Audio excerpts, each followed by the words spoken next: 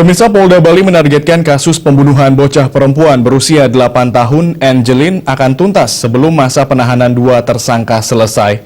Kapolda Bali Irjen Polisi Roni F. Sompi berharap sebelum masa tahanan dua tersangka berakhir, Jaksa Penuntut Umum dapat menyatakan lengkap berkas perkara dari dua tersangka tersebut. Sementara ini kita baru menetapkan dua tersangka, yaitu tersangka AG yang Kapolda Bali Irjen Pol Roni Franky Sompi menginginkan kasus pembunuhan bocah perempuan berusia 8 tahun Angelin selesai sebelum masa penahanan dua tersangka berakhir. Dua tersangka dalam kasus ini yakni MM yang tak lain adalah ibu angkat Angelin dan AT yang membantu menguburkan Angelin. Kedua tersangka ini dikenakan masa tahanan selama 60 hari.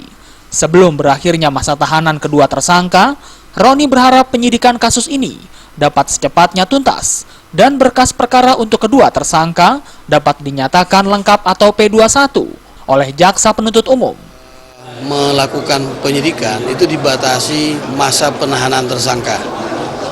Jadi sebelum habis masa penahanan tersangka, berkas perkara harus sudah dinyatakan lengkap oleh Jaksa Penuntut Umum. Jadi targetnya adalah sebelum masa penahanan selesai, paling lama 60 hari, maka proses penyidikan harus tuntas.